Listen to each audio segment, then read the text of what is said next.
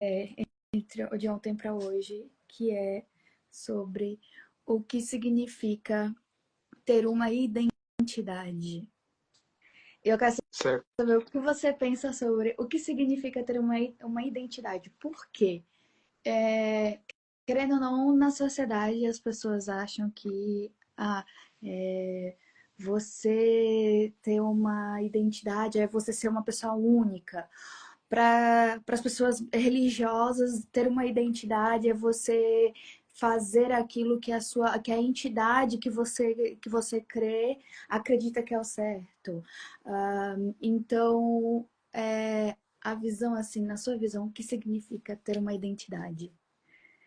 Então, eu não consigo dar uma resposta muito simples, né? É, eu tenho essa dificuldade de simplificar as coisas, então eu daria uma resposta bastante complexa. É, eu pegaria em três autores. O primeiro, dois autores, na verdade. O primeiro deles é um que se chama Soren Kierkegaard. Foi um filósofo do século XVIII, XIX. E o que acontece? Nessa época, a filosofia estruturava a humanidade como se fosse uma espécie de novelo, como se fosse uma espécie de fábrica que eles chamavam de uma dialética coletiva, né? Vou exemplificar, por exemplo, o mundo tinha mais ou menos uma tendência de um padrão. Esse padrão dava uma outra tendência, que era uma contradição, né, do padrão vigente, e essa contradição gerava-se uma síntese. E dessa síntese, as pessoas iam se comportando consoante a esse movimento, ou seja, a sociedade sempre se movia assim, um certo padrão de comportamento, depois uma contradição desse padrão, um declínio, né, uma tendência, e depois uma síntese que juntava esses dois comportamentos, esses dois tipos, bem simplificando mesmo, de ação humana na sociedade e que gerava os comportamentos humanos. E o ser humano se identificava, isso era identidade, se identificava por esse processo massivo, né, de massas, esse processo de massas Sim. que iam se desenrolando e iam influenciando em cada pessoa, em Sim. cada fragmento que estava ali. Esse conceito de pessoa é muito atual, digamos assim. Até que surgiu um filósofo, que foi o primeiro filósofo existencialista, é uma corrente que eu gosto muito, que é um filósofo chamado Soren Kierkegaard, onde ele contestou essa teoria, que era uma teoria hegeliana de um alemão e tal, de que o ser humano é essa massa que vai passando, essa mistura de coisas que vai Sim. gerando síntese e comportamento. Ele acreditou, só perguntar se está me ouvindo, né? Tá tudo certo. Tô Só. assim. Então, ele propôs que o ser humano é um indivíduo, ou seja, que dentro dessa coletividade, que dentro dessa dialética coletiva, né? Proposição, contradição, síntese, né? Há um Sim. indivíduo. Na verdade, não existem uma série de pecinhas que estão funcionando numa engrenagem. Existem indivíduos, há uma existência, há uma pessoa, há uma singularidade. E Sim. essa singularidade, para ele, tem a ver com o fato do ser humano ter uma essência, ou seja, cada um de nós temos uma essência, né? Aí, Sim. pronto, essa é a primeira coisa que eu poderia ir para a identidade, ou seja, a identidade humana se caracteriza pela singularidade de cada um. O que é isso de singularidade? O que é isso de ser singular? O que é isso de se identificar singularmente, diferentemente de todas as outras pessoas do mundo? O que seria isso? Aí tem duas respostas. Já dando aqui a minha oratória toda. A primeira resposta seria que o ser humano seria essa singularidade humana seria a junção dos seus traços genéticos que são herdados, Sim. essa confluência de traços genéticos herdados, junto com as memórias filogenéticas também herdadas, e junto com o atrito desses traços genéticos com o ambiente, o meio em que se vive. E isso geraria aquilo que a gente chama de singularidade, aquilo que é próprio de cada um, aquilo que é identidade. Sim. Não é? E essa seria uma primeira resposta. Eu acho que o que a gente pode chamar de uma pessoa que tem a identidade, o que significa isso de ter uma identidade, significa esse atrito, significa ter esse atrito que é até o final da vida entre os seus traços genéticos, a sua parte genética, a sua parte herdada, que vem de bilhões e bilhões de anos da nossa natureza, e o ambiente e as suas constantes alterações. Seria a primeira resposta. E dentro um pouco dessa resposta, também tem um outro autor, que é o Lacan, o Jacques Lacan, também, que é um autor da psicanálise, que diz que o ser humano nasce. Ele tem uma teoria chamada teoria do espelho. Ele acredita que o ser humano, quando nasce, é o todo, digamos assim. Nós somos o todo. Digamos que nós somos o todo. Até o momento que ele se olha no espelho. E ele se olha no espelho e vê características. E ao se olhar no espelho, vai se moldando a essas características. E ele acredita que existe uma diferença entre a imagem que vai sendo formada ao longo do tempo, ou seja, o que seria a imagem? Seria esse ser humano que é todo quando nasce, que vai se moldando olhando para o outro, olhando para o outro ele vai se moldando. Não, eu tenho essa característica, eu tenho essa, eu tenho essa persona, eu devo me comportar assim, assim, assim, para se adaptar. Essa é a imagem e a sua autoimagem. E tem uma outra coisa que seria a identidade, que para ele é mais profunda, que é esse todo. E a identidade só seria buscada, só seria conseguida se nós conseguíssemos romper com toda a imagem e autoimagem criada durante nossa vida. Então, a identidade, significar ter uma identidade, significa, na minha opinião, um processo profundíssimo de autoconhecimento, de desconstrução e construção de imagens ao longo da nossa vida, até chegarmos àquilo que a gente é mais essencialmente, ao que eu falei ontem, o ser que observa tudo, a consciência, aquilo que nós somos em essência. E aí, do meu ponto de vista, é quase uma coisa espiritual, é quase uma coisa mística e etc. Eu vou parar por aqui que eu já falei muito. Não sei se você ouviu tudo. Ouvi, sim, ouvi. E uma coisa que você estava falando, assim, eu acho que você foi para um lado que eu não estava a pensar, pelo menos Uhum, durante assim, o dia. Mas uma coisa que me fez pensar muito é na identidade como uma questão social. Por uhum, exemplo, nós tendenciamos a achar que somos hoje, o indivíduo é individualista, né? Nós, como indivíduos individualistas, a individualidade é eu por eu mesmo, e e isso também afeta na questão tipo, chega ali na questão da identidade, né? Tipo, eu sou único, eu sou autêntico, eu sou original, eu sou uhum, diferente. E eu estava até estudando sobre psicologia dos grupos, né? Que eu estou fazendo aqui essa última cadeira. E ele falou um pouco sobre a questão da identidade social. E isso me pegou bastante, porque, querendo ou não, o ser humano ele é um ser social.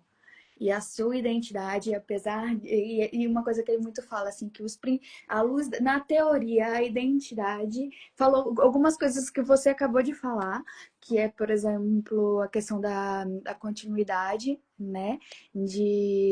A continuidade é diferente da. Como é que ele fala?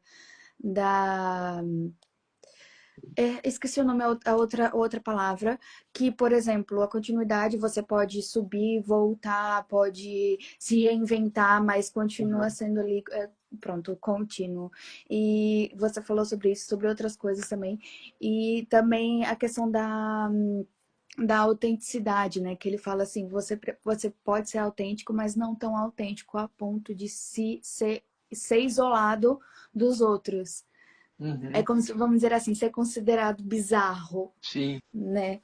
E eu achei isso muito interessante, o quão foge um pouco do que nós hoje tentamos trazer como verdade, né? Tipo, nossa identidade também está relacionada sobre o que dos outros, o que sim, no ambiente que a gente está, no ambiente que a gente se considera parte e e como nossa identidade também está relacionada ao que aos outros e querendo ou não ao que os outros pensam, porque também pelas teorias, né, que possuem sobre identidade também falam sobre como a, a autoestima também está muito ligada à questão da identidade. Então, sim, eu acho isso muito interessante. A gente às vezes quer nos desvincular tanto das outras pessoas, mas a nossa essência nos empurra cada vez mais perto sim, para o coletivo.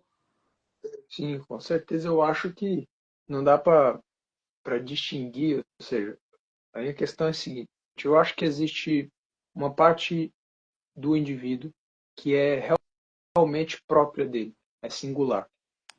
Ela não tem relação nenhuma com o meio em que ele viveu, não tem relação com a sociedade, com aquilo que ele vivenciou na vida dele, etc.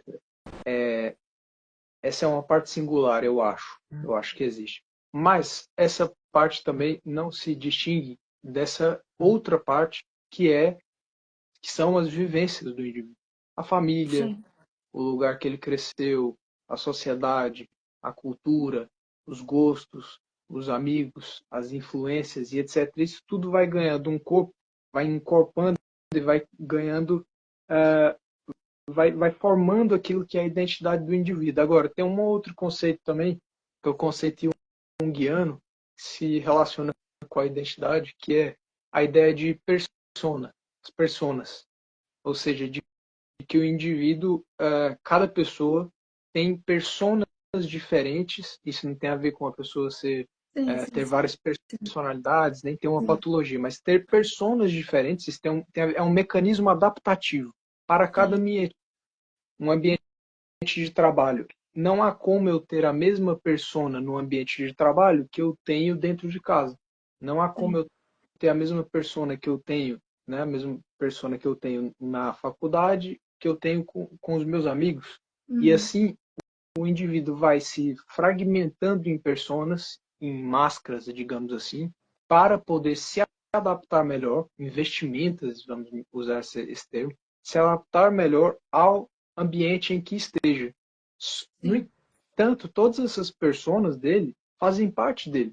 Essas de um personas só. dele não são isoladas dele, fazem parte, elas se conjugam, Sim, elas têm a ver com a sua identidade. Então, também a identidade do indivíduo é, é duas coisas, né, ao meu ver. Parece complexo, mas é aquele ente, você, que olha essas pessoas de fora, consegue observá-las, que eu tinha falado ontem, aquilo que observa, que é a sim, finalidade, a maior singularidade do indivíduo, aquilo que observa, e ao mesmo tempo as pessoas construídas para se adaptar. Então nós somos as duas coisas, eu acho. Nós somos o nosso meio, né, o meio em que nós vivemos, a nossa ambiência, a nossa família, as tradições e sim, etc., e tudo aquilo que a gente construiu para se adaptar a isso, e também este eu mais particular, mais profundo, que vai olhando isso tudo, e que muitas vezes julga isso tudo, e que muitas sim, vezes nega isso tudo, percebe? E que muitas vezes, enquanto interpreta essas personas, sim. observa elas, percebe? Eu percebo. E sabe uma coisa que, enquanto você estava falando, me fez lembrar muito? É do livro. Eu acho que até tenho aqui. Eu O não tô te vendo, queria te ver. Cortiço. O Cortiço, lembra do livro O Cortiço, que todo brasileiro já leu na escola, no ensino médio, e de Luiz Azevedo. Eu tenho até aqui, vou até mostrar para as pessoas que estão aqui. O Cortiço, gente, é muito Uhum. legal, porque ele fala um pouco sobre a questão do determinismo. Na época estavam debatendo muito sobre questão da natureza, se o ambiente é determinalista ou que é determinalista, É o nature é o versus ambiente, nurture, né? Daquela exatamente, é o discussão. ambiente é dizer quem você é, você não ter, querendo ou não, é, livre-arbítrio, vamos dizer Uhum. assim, sobre o ambiente que você vive. Então, esse livro fala muito sobre isso, e enquanto ele estava falando isso, me veio esse pensamento, por quê? Apesar de, como a gente estava falando no início, né, que a identidade também está muito construída ao ambiente que você está, o ambiente que você percepciona em ser se fazer parte, ele também não é determinista, né? Você não é Uhum. determinado também pelo seu ambiente. Exatamente. Por quê? Porque possui outras coisas que também que afetam a sua identidade, como também o seu senso de self, a sua personalidade, a sua genética, né? O E, nurture, e que no caso só, o Alice só estava falando. completar uma coisa que eu acho muito curiosa.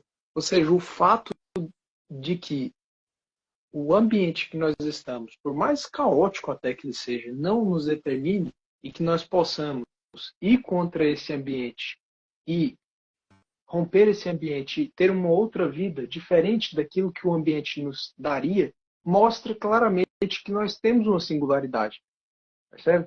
Sim, Mostra claramente que nós temos uma individualidade, que nós somos indivíduos, nós temos uma individualidade, uma identidade individual, entende? E isso é muito sim. curioso. É curioso porque eu também cito outro autor, o Viktor Frankl. Viktor Frankl está aqui do meu lado aqui. Pegar, o pessoal ver. Já vou indicar. Pronto. Aqui, ó. O Homem em Busca de Sentido. Quem nunca leu, leia hoje ou amanhã ou depois da manhã, o mais rápido possível. Isso aqui é para psicologia, para sociologia e para quem não estuda nada, é para qualquer pessoa. Sim. O que que acontece? Por que que isso tem a ver com identidade e tem a ver com tudo que a gente está falando? Viktor Frankl foi um psicólogo, ele era médico e se tornou depois psicólogo, psiquiatra. E durante a Segunda Guerra Mundial foi levado para os campos de concentração de Dachau e Auschwitz. Perdeu o pai, a mãe, a esposa, toda aquela desgraça que aconteceu no campo de concentração produzida pelos nazis, ele, ele enfrentou isso, sentiu, porque ele era judeu. E o que acontece?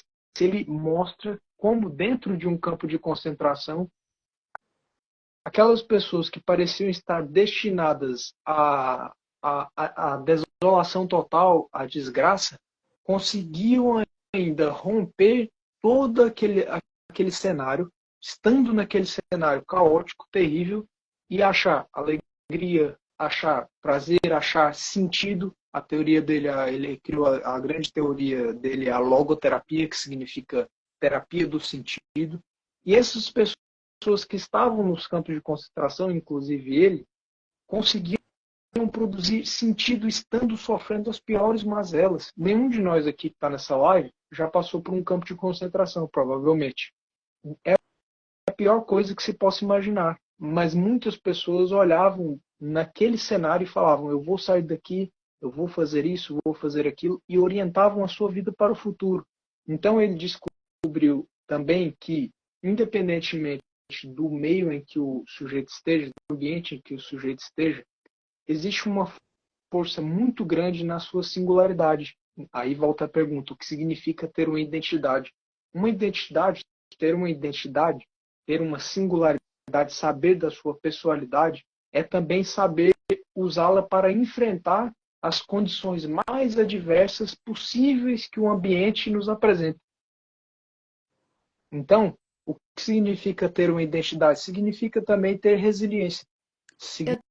tava significa pensando nisso ter uma força agora. profunda para isso, Eu não tava é? pensando nisso agora. Eu tava pensando assim, mano, isso que ele tá falando é, já puxa para outra coisa que significa que o que é ter resiliência. Será que a resiliência Exatamente, também faz parte de uma identidade? Se faz parte de com uma certeza. personalidade? Ou a resiliência é algo construtivo? Porque, assim, Pois é. para quem já estudou psicologia da personalidade, já ouviu falar sobre a teoria, né, da resiliência, que também algumas teorias falam que a resiliência é como se fosse um traço da personalidade, só que outros falam que não, né? Porque Uhum. também está associada a outras coisas, porque ela pode ser trabalhada, né? Porque no caso, quando se trata de psicoterapia, os psicólogos tratam, né, de aumentar a resiliência do indivíduo, porque o que significa resiliência? A resiliência é você saber lidar com a adversidade e não se limitar àquilo. É como as pessoas falam, né? Que é como se fosse um bambu que o vento bate, ele vira, e depois volta para o mesmo lugar. E isso é resiliência. Então, é muito interessante isso que você estava falando, que às vezes não é só o ambiente, existem pessoas que podem ter uma predisposição para serem resilientes, como também existem pessoas que, devido a coisas da vida que lutaram, que viveram, que conseguiram trabalhar a sua resiliência, né? E eu acho Sim, isso muito sim. interessante. Eu diria que, voltando mais uma vez à pergunta, o que significa ter identidade? Na minha opinião, a identidade, junto com a singularidade e todos esses sinônimos que estão muito próximos, significam um enfrentamento do ambiente em que se vive. Eu acho que a identidade está muito ligada, junto com a resiliência, ao enfrentamento do ambiente. Ou seja, pessoas que nascem e estão em condições completamente adversas não estão encerradas às condições que estão. Elas podem ultrapassar essas condições com uma força de vontade, com energia muito, muito potentes para enfrentá-las. Agora, a questão é de onde vem essa energia, de onde vem essa potência, de onde vem essa força de vontade, se o indivíduo não tem nada disso em volta dele. Vem, então, do fato da sua singularidade. Vem, então, do fato dele ser um indivíduo. Por isso que há pessoas que, olhando ao seu redor, não têm condições nenhuma, que é o caso dos que viveram aqui no campo de concentração, não tem saída, parecem encerradas naquele ciclo ao seu redor. Parece que vivem numa masmorra, mas quando olham para dentro de si, aí tem um processo de autoconhecimento, encontram uma força grande, observam a si próprios, observam os obstáculos e os enfrentam. E muitas vezes vencem, porque a força singular, a força do indivíduo é muito grande, muito forte. É uma das mais fortes que existem no mundo. Sim, eu acho isso muito interessante e também me faz pensar um pouco sobre a questão, por exemplo, isso voltando mais para psicoterapia, né? Que a gente aprende que não podemos achar que a dor do outro é menor que a nossa, ou que nós, Exatamente. porque cada um sente diferente, cada um pensa diferente, e essa questão da resiliência também bate muito nisso, né? Porque, por exemplo, ok, para a pessoa que viveu um campo de concentração, não conseguir um emprego dos sonhos, vamos dizer assim, ou ser despedido do emprego dos sonhos, não é nada para ele. Mas para Uhum, alguém que não foi um campo de concentração, mas, por exemplo, pronto, para ele pode ter, e aquilo ali pode ser a pior coisa da vida dele, né? uhum. E a dor, vamos dizer assim, será a mesma, apesar de nós não conseguirmos, assim, recepcionar por esses olhos, né? A gente olha o mundo da forma como nós, com aquilo que a gente viveu, com a bagagem do que a gente viveu, com a bagagem daquilo que a gente sabe, que a gente sente, que a gente acredita. Então, se a gente sofreu muito, a gente vai olhar para a dor do outro, às vezes e vai achar, tipo, nossa, mas por que ele tá chorando por isso, né? E por isso que eu acho interessante essa questão de falar sobre resiliência, sabe? Porque o quão. E voltando para o que a gente tinha falado no início, né? O quão importante é a área da psicologia, Uhum. de saber, de conseguir Uhum. trazer ferramentas para que a resiliência de um indivíduo possa crescer, sabe?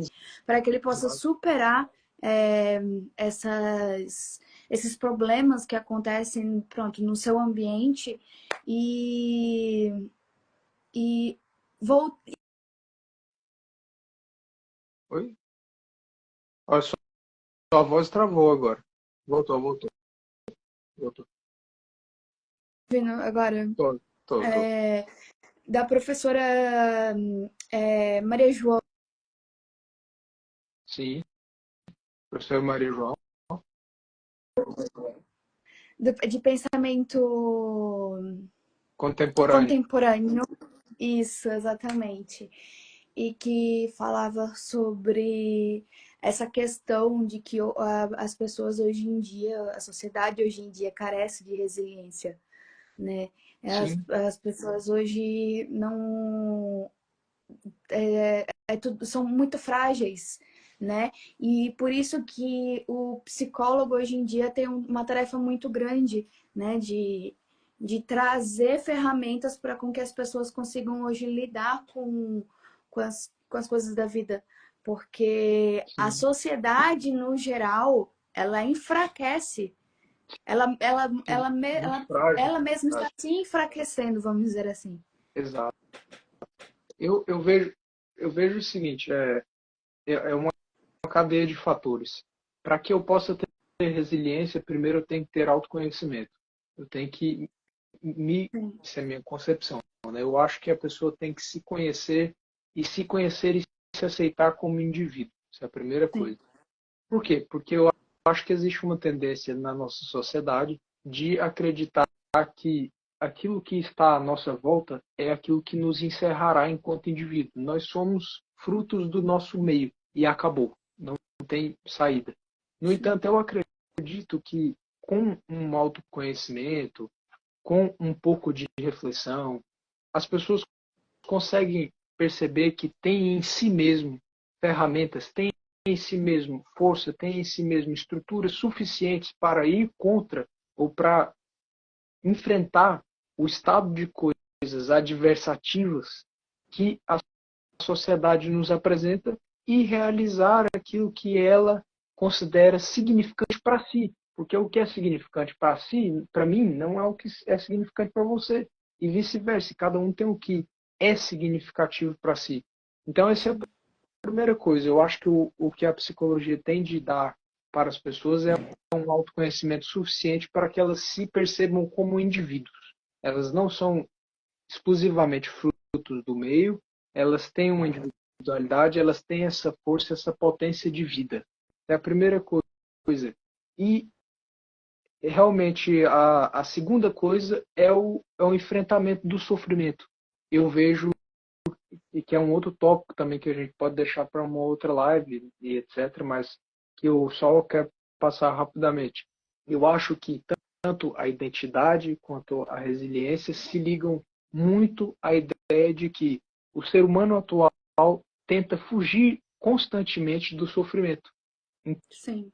enquanto que um dos fatores de maior potencialização da alma humana, do desenvolvimento humano, da comunicação, da psique, das áreas cerebrais, do corpo humano, é o enfrentamento do sofrimento. É como diz Sim, o Solzhenitsyn, uma frase do Solzhenitsyn, um filósofo russo. Ele diz: a alma ausente de sofrimento se torna uma alma subnutrida. Entende? Então, por quê? Veja bem, Piaget já ensinou muito bem isso aí. Quando começa-se o desenvolvimento das partes cerebrais, desde as estruturas corticais aos vários tipos de lobos, lobo occipital, frontal, pré-frontal, etc. Quando esse desenvolvimento começa a acontecer no ser humano, exige-se um determinado sofrimento, grau de sofrimento, ou seja, a interação que a criança tem de fazer com as coisas, essa exploração é um pouco sofrível para que as áreas se desenvolvam, certo? E para que depois a parte neurológica também se desenvolva. Assim como o corpo, a gente pode sair um pouco até da parte psicológica e neurológica. Para eu ir no ginásio, na academia, eu preciso, evidentemente, de algum grau de sofrimento e de resistência, de resiliência ao sofrimento, para que eu consiga ter os resultados em que eu procuro. Então, a resiliência, junto com o autoconhecimento, as duas coisas estão ligadas, tem de ser forças para enfrentar o sofrimento. O sofrimento não pode ser uma negação. Eu vejo uma sociedade que nega sofrimentos, em busca de satisfação o tempo todo. Satisfação, satisfação, satisfação e negação de sofrimentos. Eu acho que, em vez da negação do sofrimento, temos aqui achar meios para enfrentar o sofrimento.